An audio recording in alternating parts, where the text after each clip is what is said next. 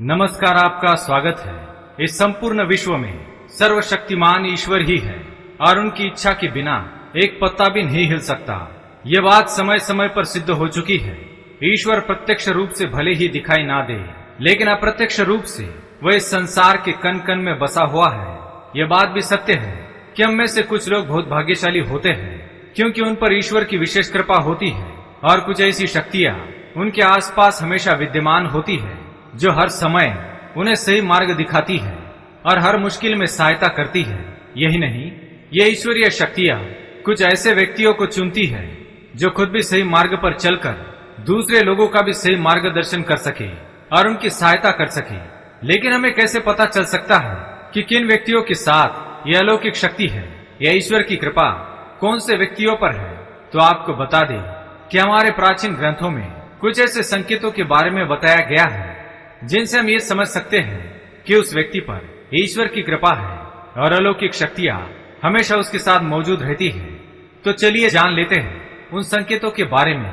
अगर आप चैनल पर नए हैं तो इसे सब्सक्राइब कर लीजिए ताकि आप ऐसे आध्यात्मिक जानकारी वाले वीडियो देख सके।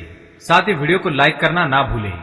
पहली बात, जिस व्यक्ति में काम, क्रोध, ईर्ष्या, मोह, माया, लोभ, अहंकार जैसी भावनाएं ना हो, ऐसा व्यक्ति ईश्वर की विशेष कृपा प्राप्त होता है। ऐसा व्यक्ति व्यभिचार नहीं करता, क्रोध नहीं करता या उसे अपने क्रोध पर काबू रखना आता है। ऐसा व्यक्ति अपने मुख से कभी गाली गलौज नहीं करता।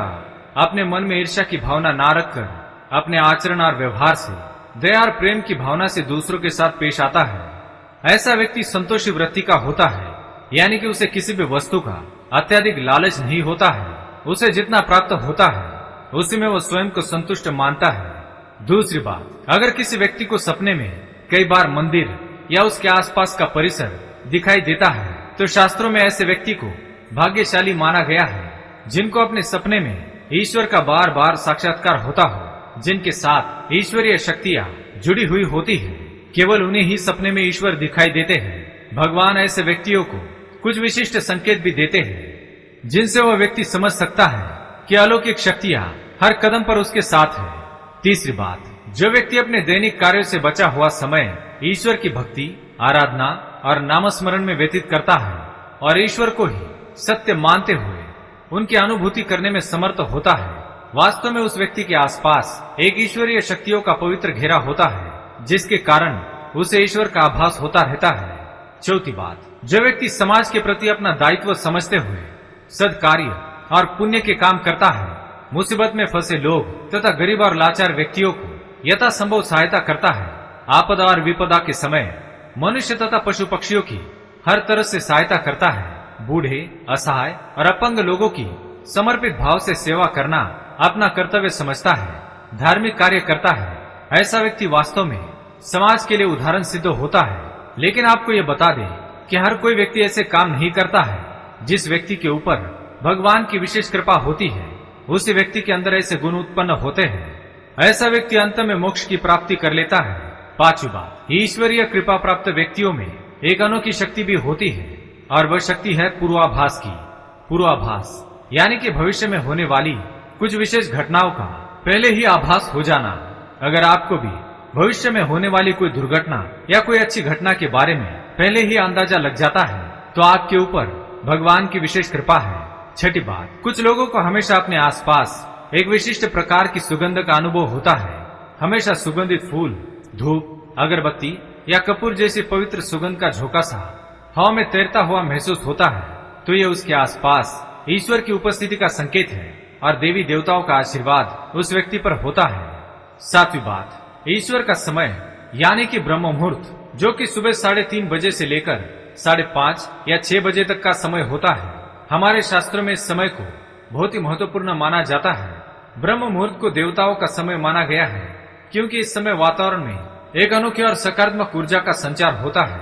यदि किसी व्यक्ति की नींद प्रतिदिन ब्रह्म मुहूर्त में अपने आप ही खुल जाती है और वह व्यक्ति अत्यंत प्रसन्न चित्त से अपने नित्य कर्म से निवृत्त होकर ईश्वर की आराधना करता है और उगते हुए सूर्य को अर्घ्य देता है, तो ऐसा व्यक्ति निश्चित रूप से ईश्वर की इच्छा के अनुसार ही ऐसा करता है। उसे ऐसा करने के लिए ईश्वरीय शक्तियां प्रवृत्त करती है, यानी कि ऐसे व्यक्ति पर भगवान की कृपा बनी हुई है। आठवीं बात, कई बार हम मंदिर या किसी धार्मिक स्थल पर भजन कीर्तन या कथा सुनने जाते हैं, कितने भी सुंदर भजन हो या कितनी भी अच्छी कथा हो, बीच बीच में हमारा ध्यान भटक जाता है और हम कभी अपने घर के विषय में, कभी अपनी किसी समस्या पर या फिर आसपास बैठे लोगों का विचार करने लगते हैं। लेकिन कुछ लोग ऐसे होते हैं जो भजन कीर्तन या कथा सुनने में इतने तल्लीन हो जाते हैं कि उन्हें किसी बात का होश नहीं रह जाता। उन्हें बस अपने आसपास पवित्रता का एहसास होता है और बहुत ही शुभ ध्वनियां सुनाई देती है। तो ऐसे व्यक्ति का साथ निश्चित ही अलौकिक शक्तियां दे रही है और ऐसा व्यक्ति आगे चलकर बहुत नाम कमाएगा। नवी बात, जो व्यक्ति ईश्वर के चरणों में ही परमानंद की अनुभूति करता है और ईश्वर भक्ति को ही वास्तविक आनंद मानता है, ऐसा व्यक्ति ना तो कभी दुखी रह सकता है और ना ही किसी को दुख दे सकता है। ऐसे व्यक्ति का मन और मस्तिष्क हमेशा शांत रहता है, जिससे वह कभी भी सत्य और सदाचार के मार्ग से विचलित नहीं होता।